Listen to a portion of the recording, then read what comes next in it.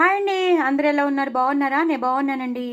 చూసారా కూర ఎంత ఇంప్రెసివ్గా ఉంది కదా, చాలా అట్రాక్టివ్గా ఉంది, చాలా టెంప్టింగ్గా కూడా ఉంది కదా. ఫస్ట్ అయితే నేను వేసుకుంటాను. చాలా చాలా బాగుందండి కూర. నేను క్యాబేజ్ బఠానీ కూర చేశాను. అల్లం పచ్చిమిర్చి జీలకర్ర పేస్ట్ వేసి జస్ట్ దాన్ని ఎలివేట్ చేయాలని నేను చేశాను. సో మిగతా ఎలాంటి మసాలాలు వేయలేదు, అల్లం వెల్లుల్లి పేస్ట్ కానీ గరం మసాలా పౌడర్స్ కానీ ఏమీ వేయలేదు.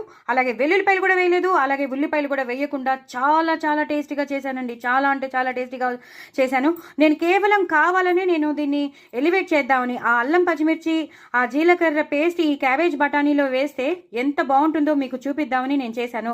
మీకు కావాలంటే మీరు ఉల్లిపాయలు వేసుకోవచ్చు. మాకు ఆ ఫ్లేవర్ కావాలండి, మేము ఆ ఫ్లేవర్ లేదే మేము తినలేము అన్న వాళ్ళు తప్పకుండా ఉల్లిపాయ ఫ్లేవర్ వేసుకోవచ్చు, వెల్లుల్లి ఫ్లేవర్ వేసుకోవచ్చు, అల్లం వెల్లుల్లి పేస్ట్ ఫ్లేవర్ వేసుకోవచ్చు. అలాగే కొబ్బరి కావాలి, మాకు కొబ్బరితోనే మేము కొబ్బరి కూడా ఉండాలండి దీంట్లో అంటే కొబ్బరి కూడా వేసుకోవచ్చు.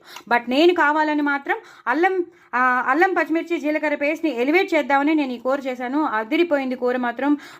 మినిట్కి ముద్దకి మనకి ఆ బఠానీలు వస్తూ ఉంటాయి. అదిరిపోయింది. చక్కగా ఎక్కువ పోపు వేసుకొని చేసుకున్నాను. కరివేపాకు కొత్తిమీర అన్నీ వేసుకొని చేసుకున్నాను. అదిరిపోయింది. దీంట్లో ఇవి నంచుకుంటే మాత్రం సూపర్బ్ ఉంటాయి. సూపర్బ్ ఉంటాయి.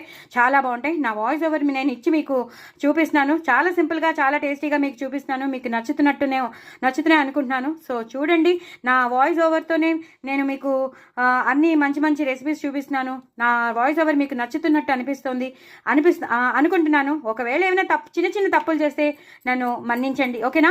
ఇది పచ్చడి, టమాటో పచ్చడి. దీన్ని నేను మామూలుగా ఫస్ట్ సింపుల్గా చేసేసాను. చాలా చాలా సింపుల్గా చేసేసాను. జస్ట్ పచ్చిమిర్చి వేసేసి టమాటోలు మగ్గించేసి నేను చేశాను. బట్ వాళ్ళకి సింపుల్గా వద్దుట, ఇంట్లో వాళ్ళకి ఉల్లిపాయలు కావాలట. సో మళ్ళీ ఉల్లిపాయలు తరిగి దాన్ని రీమోడల్ చేసి చక్కగా రిక్రియేషన్ చేశాను. సో దీని రెసిపీ కూడా నేను మీకు తప్పకుండా షేర్ చేస్తున్నాను. అలాగే మసాలా మజ్జిగ ఎంతో బాగా వచ్చింది. ఎంత బాగా వచ్చిందో చెప్పలేను, అంత బాగా వచ్చింది. ఎందుకంటే అప్పుడప్పుడు మన ఇంట్లో పెరుగులు మిగిలిపోతూ ఉంటాయి, మర్చిపోతూ ఉంటాం ఫ్రిడ్జ్లో.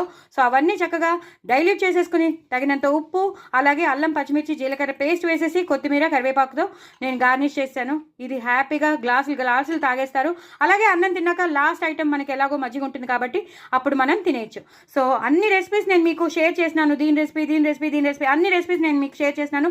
తప్పకుండా నా ఛానల్ని సబ్స్క్రైబ్ చేసుకోండి, సపోర్ట్ చేయండి, ఇంకో నలుగురికి షేర్ చేయండి. నేను ఇన్స్టాగ్రామ్లో పాటలు పాడుతున్నాను, తప్పకుండా వినండి, ఫాలో అవ్వండి. చాలా చాలా టేస్టీ అయిన క్యాబేజ్ బఠానీ అదిరిపోయిందంటే అదిరిపోయింది. నా వాయిస్ ఓవర్ కూడా మీకు నచ్చితే మాత్రం తప్పకుండా చెప్పండి బాగుందని, ఓకేనా. నా ఛానల్ మాత్రం సబ్స్క్రైబ్ చేసుకోండి, అసలు మర్చిపోద్దే. వెరీ వెరీ టేస్టీ రెసిపీస్ అండి. బాయ్ అండి.